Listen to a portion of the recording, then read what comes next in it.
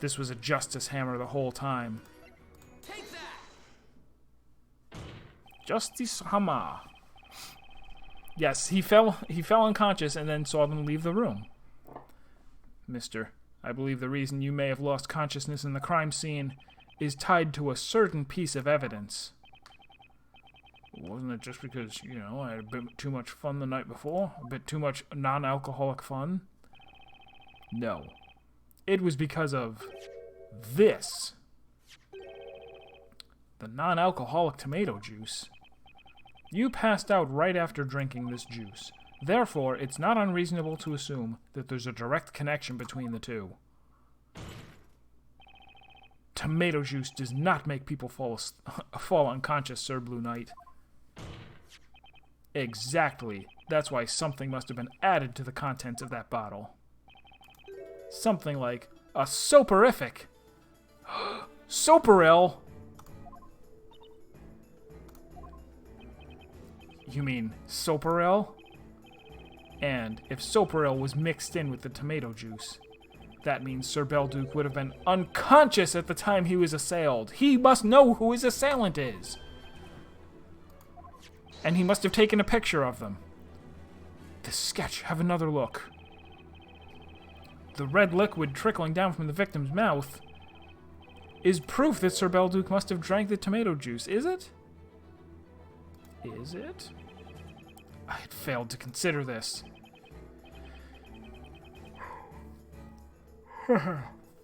Inquisitor Barnum, I bet you remember saying this to the court. Can you imagine anyone just sitting back and letting themselves be strangled? Clearly, there should be evidence of a struggle. And since we haven't found any, that must mean the killer erased all traces of a fight from the crime scene. However, if the victim was unconscious when his assailant was strangling him, he would have overpowered them easily. You get much more powerful and observant while unconscious, and you can talk.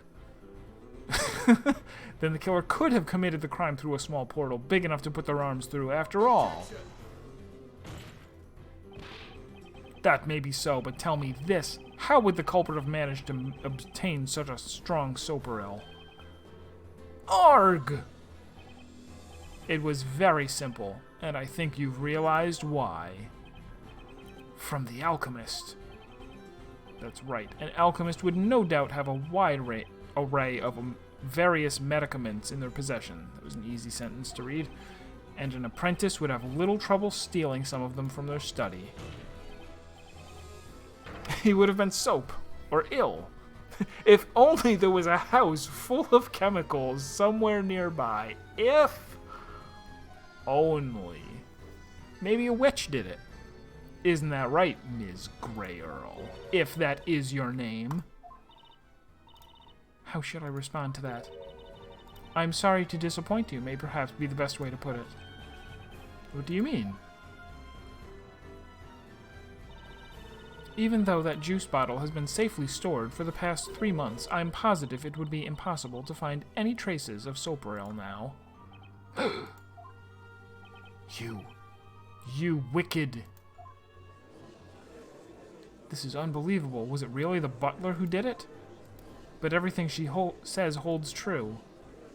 She was pretending to be a boy. That's mighty suspicious to start with. Is she a witch?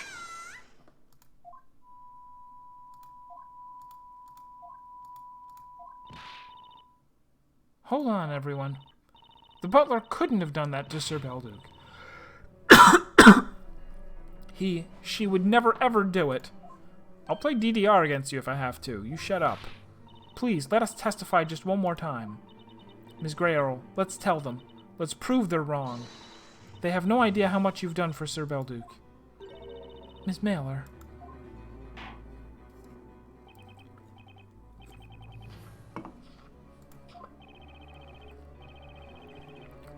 Testify about the relationship between... Oh. What manner of relationship is this?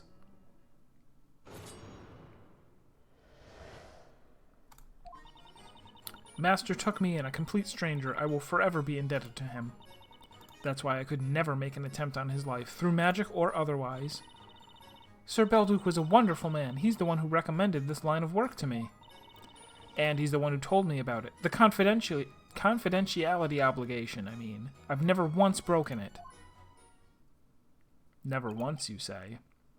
It's true that Sir Belduc evoked fear due to his being an alchemist. However, he was also a man of admirable character who supported the townsfolk through his research. Why would anyone want to kill such a man? This question keeps haunting me, however much I think about it. Witches need no whoops. Accidentally clicked. Okay.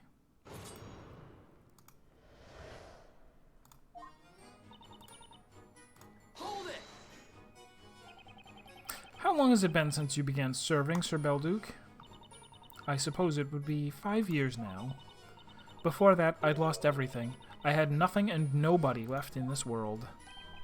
You lost everything? That's when Master Belduc helped me. He kindly took me in and gave me work. What did she go through before she started working for Belduc? Later, when I was helping Master with his research, he even taught me how to read and write. I was able to live comfortably for so long, all because of Master. I don't know much about Grey Earl. But she doesn't seem the type to kill someone she owes so much to. Are we going to, just like we got the girl in the first court case sentenced to death, and then while she was there, she's like, no, please, like, I'm actually not a bad person. You're killing me.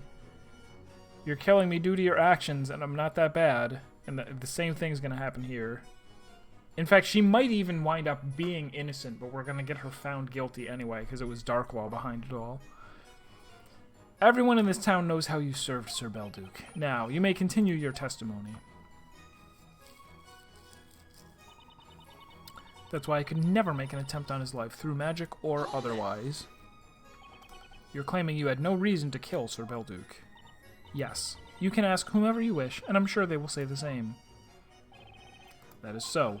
It is widely known that that Jean Earl Grey Teahot is devoted to serving Sir Belduc. It's difficult to imagine that she could brutally murder her respected master.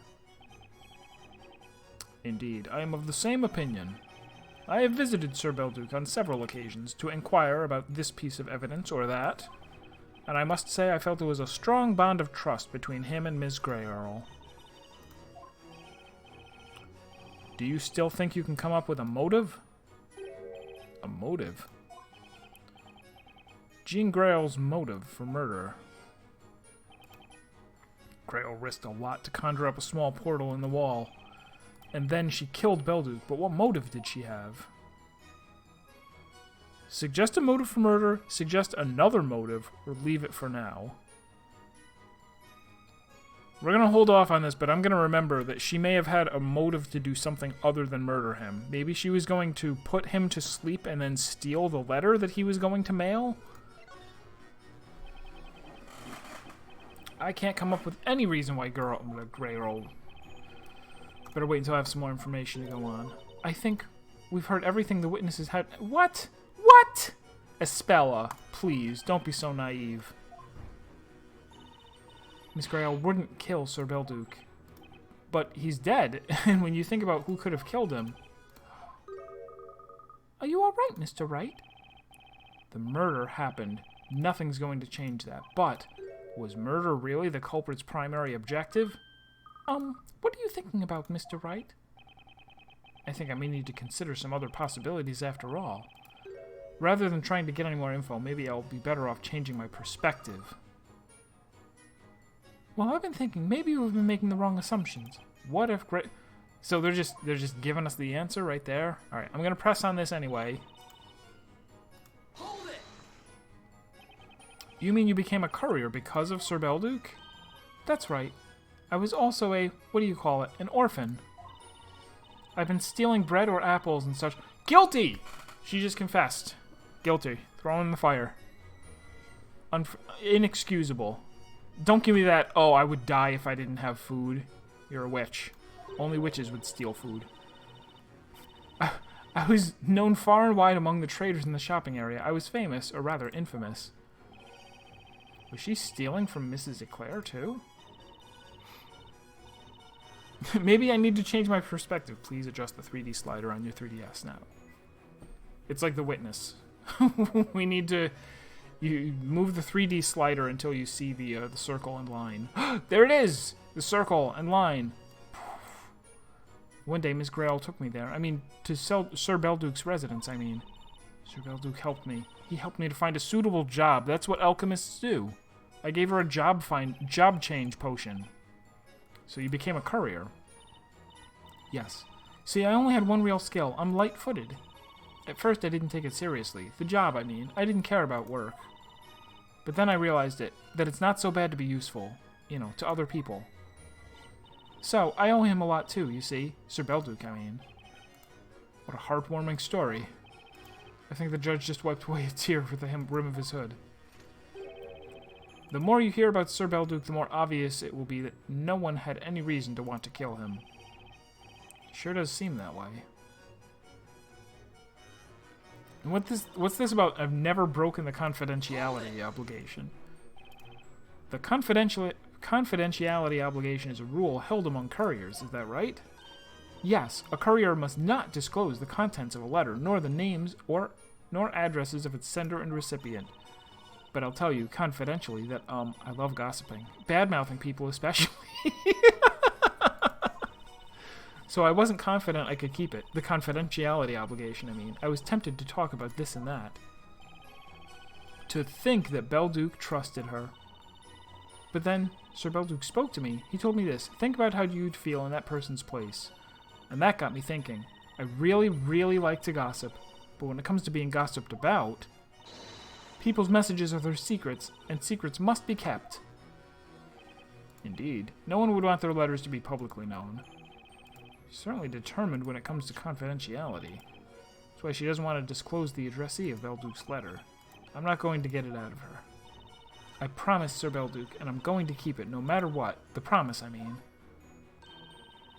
It's something I can pride myself on. Desho? End of the road for testimony. Okay. Another angle. Okay, yes. Yes, yes, yes. Hold it! So it's here that we're going to say she had some other motive. Mr. Alchemist, please get back up. The court has decided you have not been killed.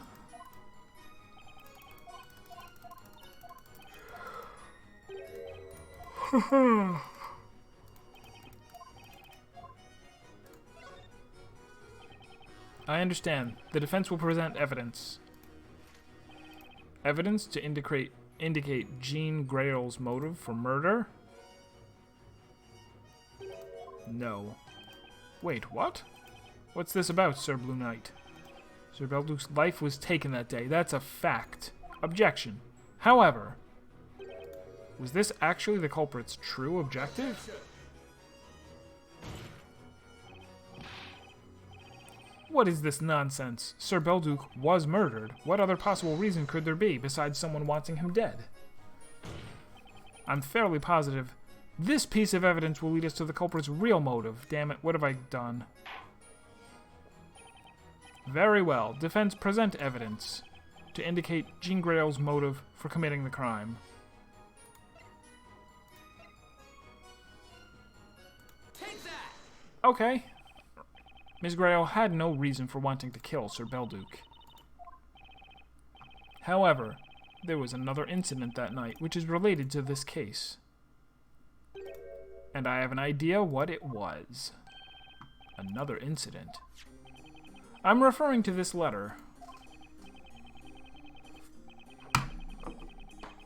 Sir Belduke wrote a letter shortly before his death, yet all we have here are some blank sheets of parchment. Fascinating. Are you saying maybe a witch used some kind of ink-removing magic on that letter, Mr. Wright? How absurd. No, the spell used by the witch was, of course, Godor. Let's go over the state of the crime scene one more time. As we know from Ms. Mailer's testimony, the letter was in a letterbox next to the victim's head. Yes, it's in the sketch as well. The letterbox is on the far side of the shelf. The point of note is the location of that letterbox. Unbelievable! What? What's unbelievable? As Inquisitor Barnum seems to have noticed, the letterbox is within reach of the small portal conjured by the witch behind the painting on the wall. Oh, indeed it is. And as Sir Belduke's butler, you would have known exactly where he keeps his letters. Okay? Indeed, Master Belduke would always keep his letters in that letterbox before posting them. You mentioned no such thing?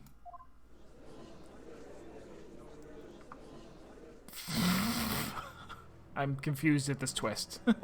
Ms. Grey Earl, you created a portal with Godor, not with the intention of killing Sir Belduke. You were after this letter, weren't you? That's merely wild conjecture. I didn't even know about that letter at the time. You didn't? Now that's very strange. When Ms. Mailer came by that night, Sir Belduke was busy writing that letter, and that's when you entered, carrying a bottle of non-alcoholic tomato juice.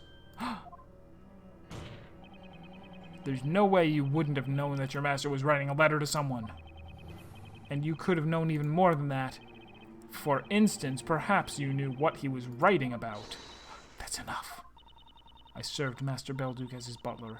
I would never have pried into his private affairs. Whatever it was he wrote about in his final letter to the storyteller.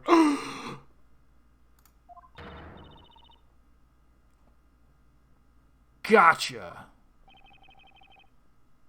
Where's my gotcha button? Your Honor.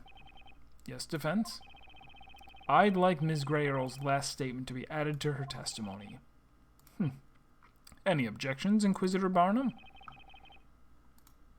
He's terrible. He's terrible at objecting.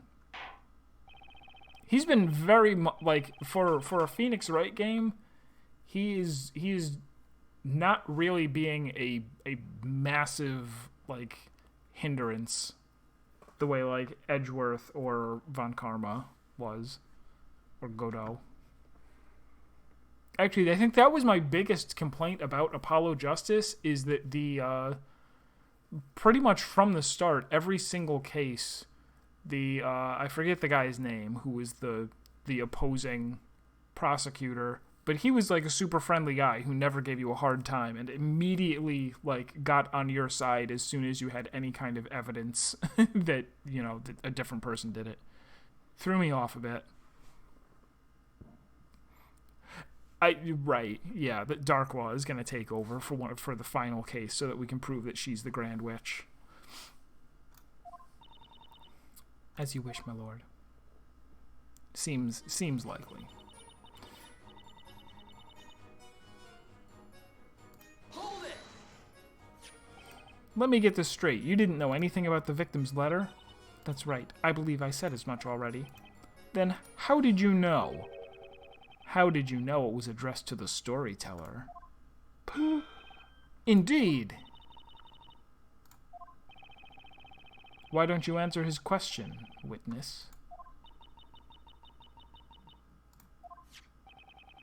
It's true this letter is addressed to the storyteller. But when did you find out about it? She's gonna be like, Miss Mailer told me. I've spoken about the murder with many people over the past 3 months. Hang on! Excuse me, Ms. Mailer? Oh! Thought I caught her off guard, but it's her screech that's caught me off guard. Is there perhaps anything you'd like to add to Miss Grayl's testimony? No, not really. In that case, let me ask you a different question. Did you tell Ms. Grayl about Sir Belduke's letter? I don't know.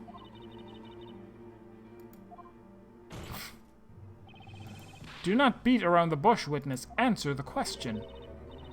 If I may briefly interrupt.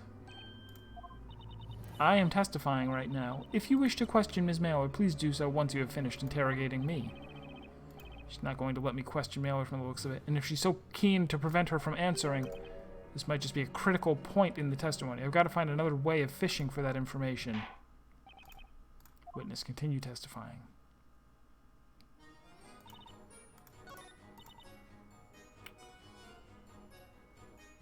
Hold it. If I press but don't go over to mailer. Or maybe now I go press Miss Mailer. Do. Everyone has been very kind to me. They have also told me all sorts of things. I must have heard about it from someone at some point. Well, that incident was certainly much talked about. Would you not agree, defense? Does her testimony hold together? I will not falter. Voliano, thank you for the follow. Welcome to the stream. Hope you're enjoying. Does her testimony hold together? I don't think... What is the letter?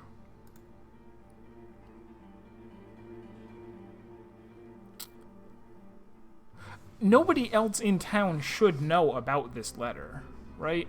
But I don't know if I can actually present that yet.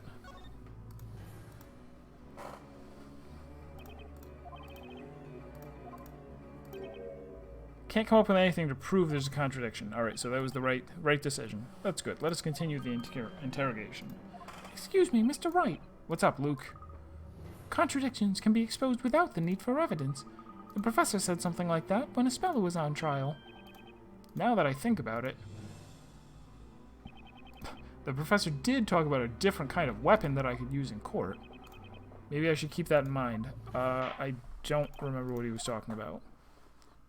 Let me just zip over to this. Whoops. Clicked too fast.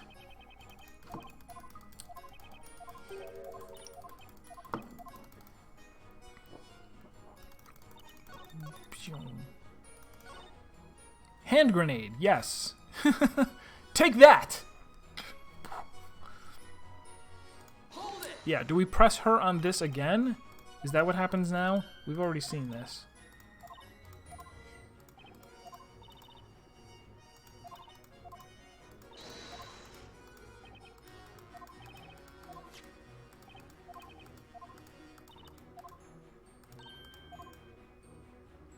Oh, was it not that one? Was it the other one?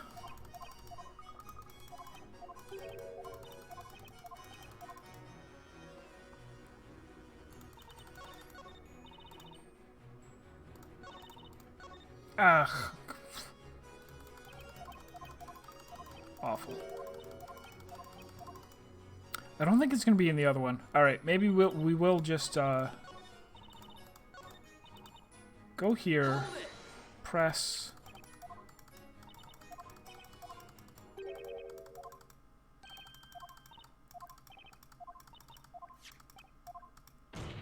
We gotta get to that question.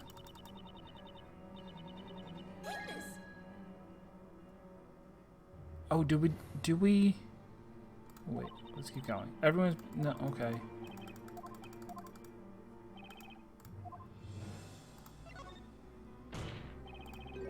There's a huge contradiction in Ms. Grayle's testimony. You are becoming very predictable, Sir Blue Knight. If there is a contradiction, I hope you have the evidence to prove it. Here's my chance. There's only one way to expose this contradiction. And okay, so I think that was the hint. That was the hint that they were saying before, where he was like, oh, I have to fight with something that's not evidence.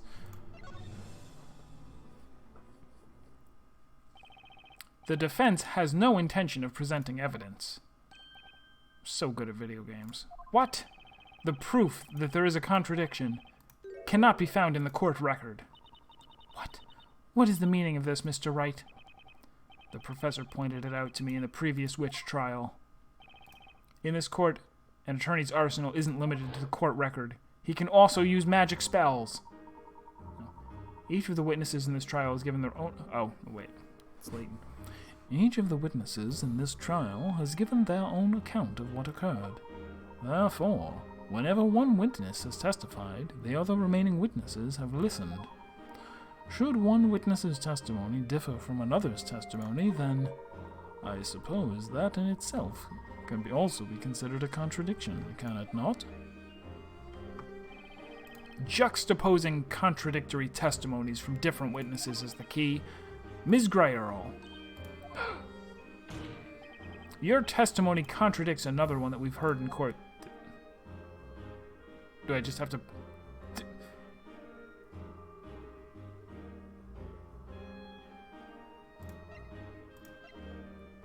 Oh, okay, all the other... I'm like, wait, she's on there twice. It's this one. Objection!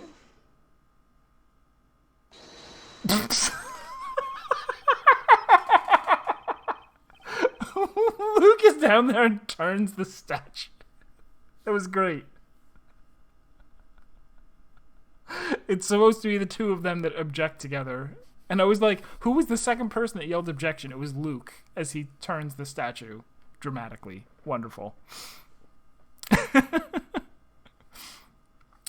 It was a single word that gave you away, Ms. Grayerall. Confidentiality agreement. What do you mean by that? The name of the recipient. There were only a few people who knew the intended recipient of that letter. 4 people, to be precise. Only 4 people? First was Sir Belduke, the author of the letter, then there was Ms. Mailer, who delivered it, and of course the storyteller, its recipient, as well as one more person, me, the real murderer, Phoenix Wright. The one who stole the letter using a portal spell and swapped it with the blank sheets of parchment, the witch.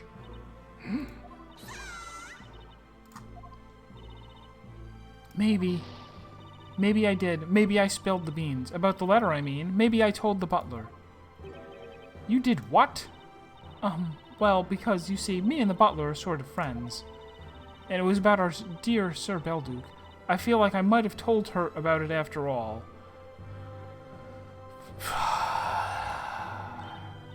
See, if I did, that's how she knew. About the recipient, I mean. Objection!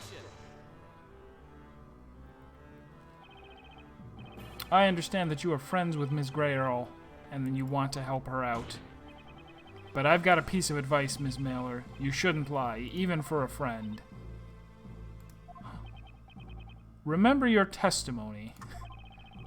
You told us about the courier's duty to keep the details of letters confidential, and you have also testified that you have never broken that obligation. Remember? You said it under oath, just like the thing that you're saying right now about that you did tell her is also under oath. They're both testimony, but I know which one is right. Objection! But hold on just a minute. As the victim's butler, Jean Grayall may have had a chance to glimpse the envelope. Objection! No, she didn't. When Ms. Mailer came with the delivery, Sir Belduke was still writing that letter. In fact, he was in the middle of it. At that time, the letter had not been addressed yet. And the next morning, when the body was discovered, that letter was already in the letterbox. Keep in mind that Ms. Grayerall would have had no opportunity to see it then, either. Is that so? She went to report the crime without even setting foot in the study.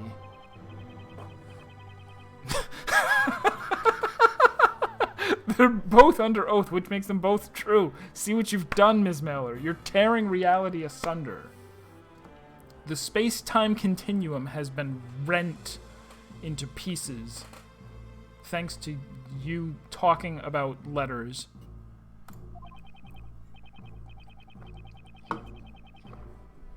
Imagine every molecule in your body exploding at the speed of light.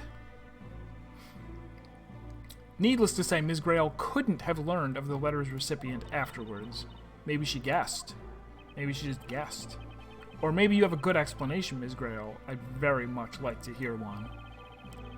Can you please tell the court how you found out the recipient's name? Mr. Wright. Yes? Do you remember what I said when I was called to the witness stand? Yeah? I don't. At the heart of alchemy lies the pursuit of the rules and logic that govern nature. You have demonstrated the power of your own logic. And you did it without a surfboard. you saying? Yes, I confess.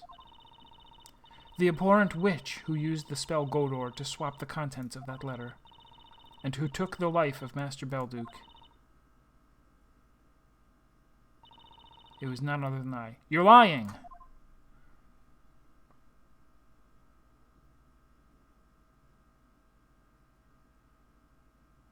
Right?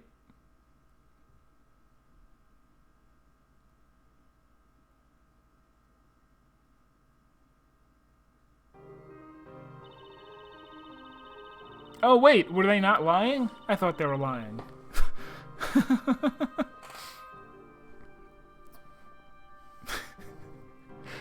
I was an only child, born to a poor family. I've been a witch since I was very little. When did I become aware of it? I don't remember. Although I was but a young child, I knew that being a witch was a crime. That's why I hid my witch's scepter and wouldn't use magic at all. Wait, where did you find it? Did you make it? My father worked as a bricklayer. He toiled every day, but we could hardly make ends meet. One winter day, we couldn't afford to pay the rent. We were going to lose the house. My mother was in tears, and my father was sitting with his head down, wordless. I want money for Mummy and Daddy.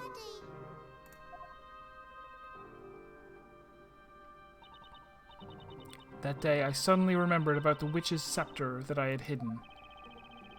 The Goldor spell. I thought I'd try it just once, casting the spell. But at the time, I had no idea what an irreversible mistake that would be. Even though no one told me, I knew from the very beginning what magic I was able to use.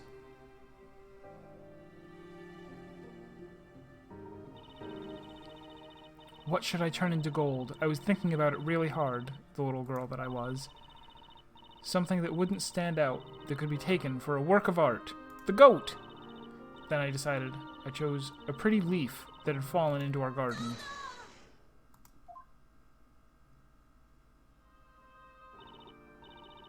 But it wasn't the right thing to do after all. I was terribly punished for using magic, even just the once. Punished? In what way were you punished? I placed the leaf down in the back garden and cast the spell, but then... Margaret suddenly walked in front of me. Margaret? My closest childhood friend. Margaret. Right before my eyes, she was turned into gold. Oh, dear me. I screamed and cried, but I knew I couldn't ask anyone for help. If anyone had seen it, they would have known it was the work of magic. And I knew Margaret wasn't coming back. That's terrible. Then, my mother and father's faces flashed before my eyes. We may have been very poor, but we were always happy together. Had I been captured as a witch, I feared my parents probably wouldn't be safe either. That thought tormented me more than anything, and so I made the decision. I decided to end my own life. Shockingly dark.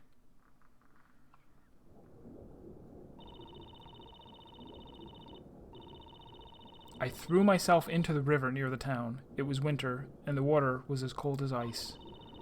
I couldn't even move. It was painful. My consciousness started drifting away. Don't let your consciousness drift away. You don't want to see how you die. You can see everything while you're unconscious.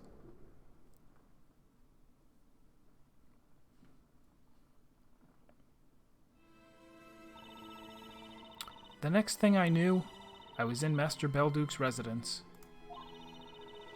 He risked his own life jumping into the freezing river to save me. I burst into tears and told him everything. And then the universe started turning into gold. I couldn't turn it off. The universe became gold, and all the things became still. Nothing else ever happened again. I didn't want to go back home. I would only end up causing my parents grief. Master Belduke listened to me without interrupting, and then he told me this. You can stay here, but from now on, you must live as a boy. It was a strange thing for him to say. Master Belduke met with my parents and explained everything to them. Oh, and they were fine with it. They were very sad, but they agreed it would be best if I didn't return home, even though that doesn't actually solve anything, does it? Throw the freaking goat in the river. Throw the goat in the river and then just keep living. Problem solved. Poor Miss Grey Earl, that must have been so awful for her. Master bought the house for my parents so they wouldn't have to worry about paying rent anymore. As for Margaret, turned into gold, he brought her to his residence. He knew that if anyone saw her, they would report an incident of witchcraft. And this Margaret, is she still in that golden state? Yes, she is. That's strange. We have received no reports of anyone by that name having gone missing. Margaret is being kept in the basement under Master's study. The basement? Correct me if I'm wrong, but this Margaret, is she a...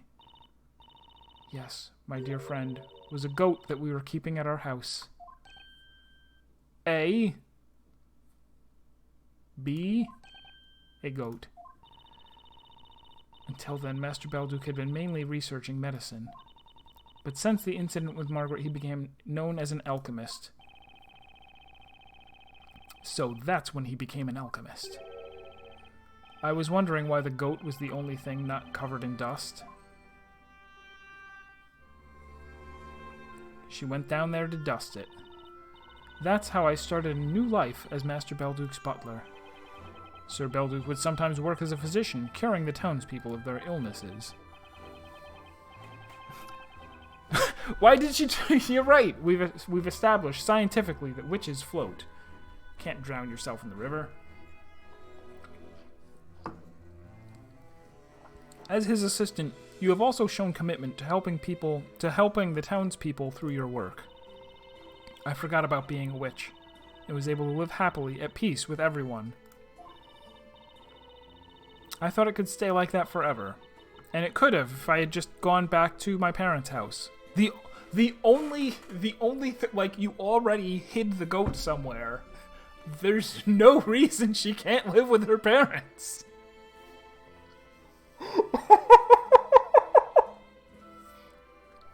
They're like, we need to secretly transport this goat into this guy's cellar so that no one ever finds out about it, and problem solved. Problem solved forever.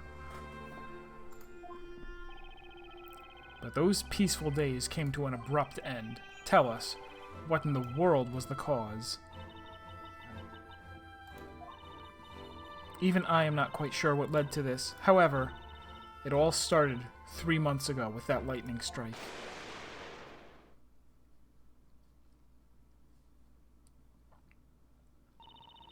Master Belduke and I were on our way back home, carrying specimens for our experiments. An old bell tower appeared in the flames. Everyone who saw it was stupefied. You still live with your parents? You haven't even golded any goats. It'd be embarrassing to have gotten that far in life. Maybe the parents just really didn't want her. They're like... She's like, oh, where did she go? They're like, who cares? And then she turns up and she's like, your daughter threw herself into the river to kill herself because she turned the goat into gold and witch. And he's like, you better hang on to her then. What, the goat? Well, yeah, the goat, but her too. Plus buy our house. But the expression on Master Belduke's face was unlike anything I'd seen before. What do you mean? His face went pale and twisted in sheer terror. He was shaking violently.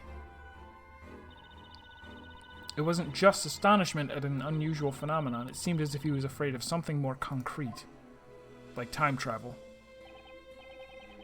Perhaps Sir Belduke saw something that others couldn't. He canceled his experiments for that night and began writing a letter to someone. A letter? I found out about it when I brought him his bottle of non-alcoholic tomato juice.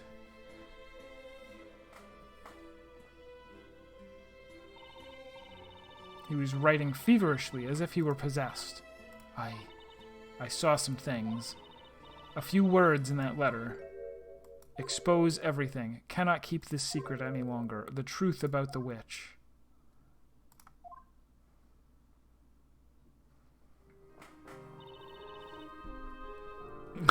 Maybe save yourself some effort hiding a golden goat if you melt it down into ingots instead of a goat, and then also sell the ingots, because that was your plan all along, wasn't it?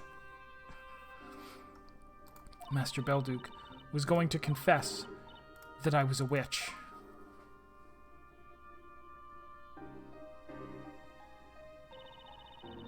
Everything went black in front of my eyes.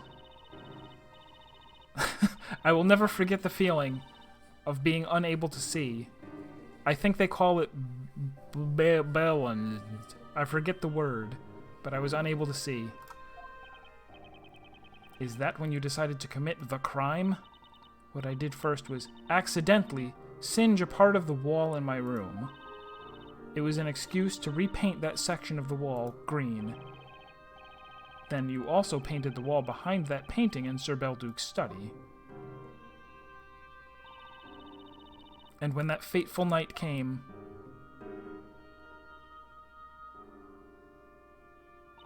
now you have a red gem. Nothing you do makes sense. I used a syringe to inject Soparil through the cork and into the bottle of non-alcoholic tomato juice. So many thoughts. I wonder, like, now I'm gonna have to, after I finish this game, I have to look it up and see. In the Japanese translation, was it wine? Did they have to take wine out so that they could give this an E for everyone rating, where they literally, like, melt people to death on screen? So many thoughts were running through my head as I wished Master a good night.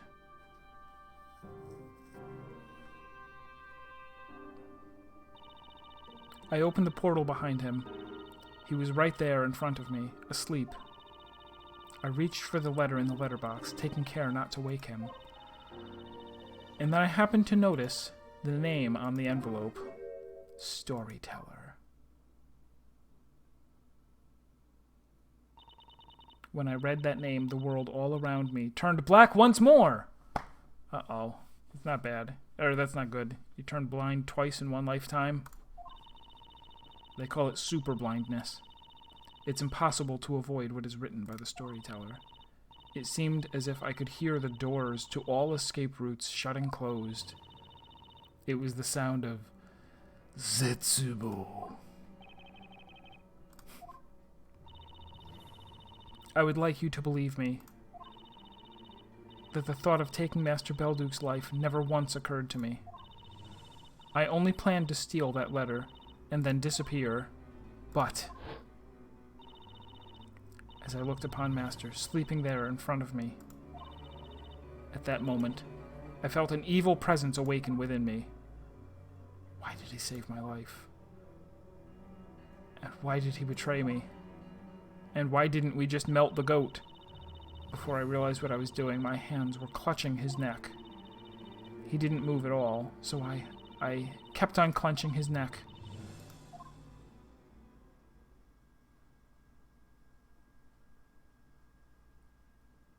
That's it. That's the truth about what happened 3 months ago.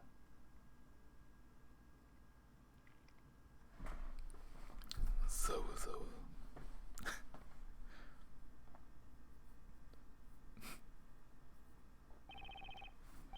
There is just one thing I fail to understand. You said you wanted to run away once you had stolen the letter. Yet despite that you continued to live in Sir Belduke's residence, and now here you stand. Why did you not run away? You could have just run out of the non-existent gate in the walls that surround Historia, Labyrinthia. My life had been thrown into disarray due to the absurdity of magic. I had learned all about alchemy living at Master's residence. Alchemy is concerned with the logic that governs the world. I wanted to believe that there truly was such a thing. So I stayed in that place, hoping to one day see the irrational nature of magic overcome by the power of reason. Magic being overcome by reason? What is this, Umineko? That night, I swapped the letter with blank sheets of parchment and waited for the sun to rise. I resolved to wait for the day when my true identity could be exposed through reason and logic. Master's death remained a mystery for 3 months, and people started to lose interest. And then you appeared, Mr. Wright. You appeared and saw that my bedroom wall was green, even though I could have repainted it white 1,000 times over. On the day you visited the residence, I was listening to your conversation from the other room. Has the time finally come for me? My heart was racing with anticipation. Then, a few minutes after everyone entered that room, an unbelievable incident took place. That incident. A witch appeared in Master's study. What? I wanted to get a look at the witch, so I created a portal in the wall behind the painting.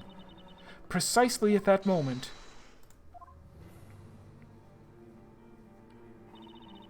the witch used one of the very spells that I can use too. When I heard those words, a single thought flashed through my mind. This was my chance. I could dispose of my witch's scepter. I knew at the time what kind of a witch the Inquisition would be looking for. A witch that can use Familia and Goldor. It occurred to me that I only needed to change one of the magic gems. I had previously found out that the Familia gem was purple. I realized that if I swapped the Goldor magic gem for my amethyst, this is a lot to suddenly play, like, within, this really was seconds of time to go, oh, I've got a great plan to frame someone for murder. I realized that if I swapped the Goldor magic gem for my amethyst, I could pin the blame for my crime on that other witch. Oh, she wasn't trying to frame Maya, I guess. She was trying to frame the witch that appeared. So you changed one of the gems and threw the witch's scepter into that room, is that correct? Exactly. Objection! Dabbing uppercut! Wait a minute, Jean-Baptiste. This statement of yours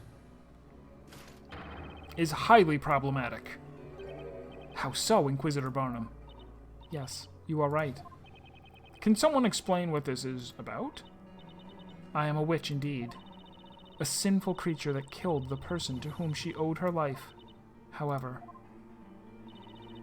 regarding the gentleman standing next to you, Mr. Wright,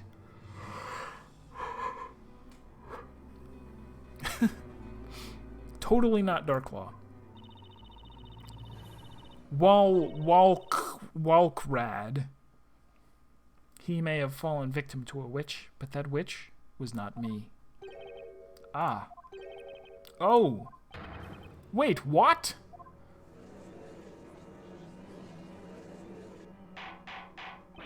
Order in the court. What is the meaning of this? Jean-Luc Picard E. Earl Grey Hot admits killing Sir Belduc but not turning Sir Layton into gold. That is the gist of it, my lord. But lying about it is meaningless. Lying? Just being a witch is a crime in itself, and the punishment for that crime is the same, regardless of whether she took one person's life or two. That's why there is no point in lying about it. I'm sure that's what the judge is thinking. Grey Earl is still claiming she never laid a finger on the professor. But if there's no point in lying, does that mean she must be telling us the truth? So in that case, who's responsible for what happened to the professor? If it wasn't her, then who was it?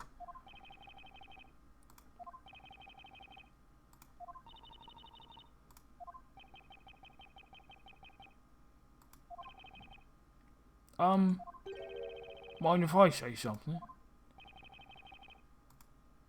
Take a hint, witness. Read the air. Does this feel like the right moment for you to talk? Was it Kokuchi Yomenai? KY? KY da. Yeah, well, that's kind of why I was staying quiet till now.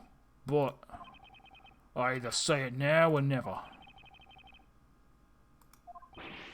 Don't simply fall silent after saying that. It only makes it weigh on my mind more. Whatever did you want to say? Oi, Bluey. Yes? I need to make sure about something. My head's not what it used to be, you know. Ugh. Yes? The alchemist butler, or lady butler, she slipped sleep medicine into his drink. That's correct. She laced his non-alcoholic tomato juice with it. And then she strangled the alchemist afterwards. Yes, Sir Belduc was unconscious from sleep medicine, so he resisted with the strength of 10 men. And that explains why we found no signs of a struggle at the crime scene.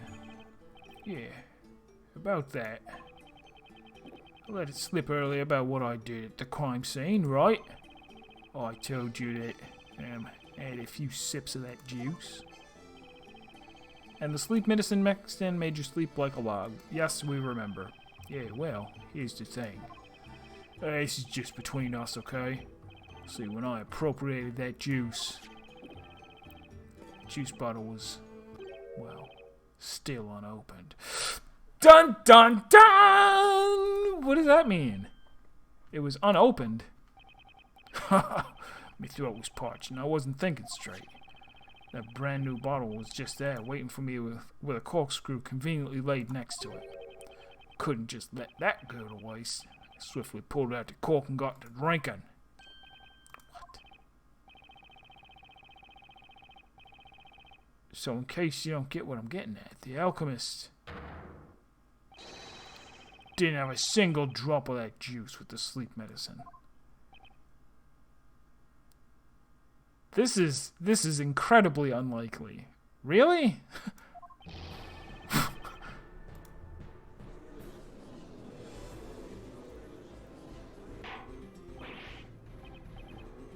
So while writing the letter, she brought in the non-alcoholic tomato juice, and he took one look at it, and he's like, "This has got sleep medicine in it, and she's gonna poison me, and she's gonna steal the letter." And while she's stealing it, she's gonna see that it said the storyteller, and then she's gonna strangle me. I'm fine with this. I won't drink the sleep medicine, but I'll just take some fake red, put it on my mouth, and then just lay back in my chair. And she decides to kill me. Well, you know, that's life. That can't be what it is. No. What's going on? Went to the trouble of opening a bottle found at a crime scene just to drink its suspicious contents? Alright, that's what I've been telling you. I was dying of thirst. That doesn't justify what you've done. Dabbing hook! The Inquisition shall deal with this witness after the trial. He will find out what it means to be dying of thirst in a more literal meaning. However, let us not waste any more time with him now. The witch has confessed to her crimes. There is no need to investigate Sir Belduc's death any further. Indeed. You are right, Inquisitor. Her role in the Sir Layton incident is not entirely clear. But a person who kills her protector, to whom she owes her very life, can be nothing other than a witch. The court has sufficient grounds to sentence her as such. Belduc didn't drink the juice that night. And if that's true, there's one thing here that doesn't add up. Mr. Wright, I have to say, there's something about this that's bothering me. I'm sure there's a contradiction lurking in that man's testimony. You think so, Luke? Can I really turn a blind eye to that? That would mean I couldn't see. I'll investigate the contradiction. Mister, You're saying you opened the tomato juice bottle. But that claim contradicts a certain piece of evidence. What? Defense, I'd like a word with you. Yes, Your Honor? At this point, your client's innocence has already been established. Therefore, whether there is a contradiction in that man's testimony or not should no longer be any of your concern. That may be so, Your Honor, but even though I'm here to defend the accused, the true duty of any attorney is to uncover the truth behind what happened. My job's not done until there are no more contradictions left.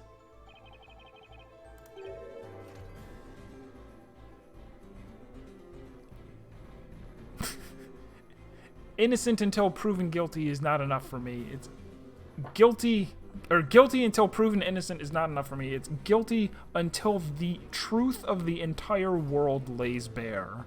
Only then is my job done.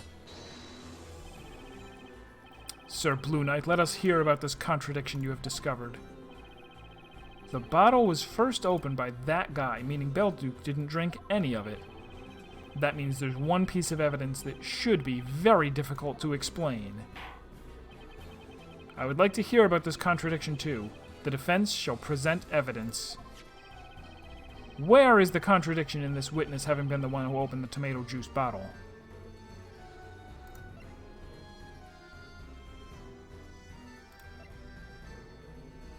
Oh, the sketch of the oil. Take that! Mobile One synthetic.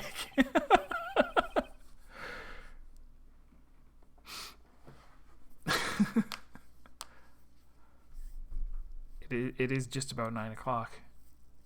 And unfortunately, with the last time that we got to the end of a thing, I was like, okay, so we'll finish it up and hit the save. They were like, okay, here's 20 minutes of stuff where you can't save. So I think, as I'm sure everybody's on the edge of their seat knowing how is this all going to end, even though it's probably going to end with, what's her name? Earl Grey. Earl Grey getting a little more hot than they bargained for. I think we're going to stop here. And we will resume on Thursday, 6 p.m. sharp. That was a lie. 6 p.m. whenever. For more Professor Layton versus Phoenix Wright.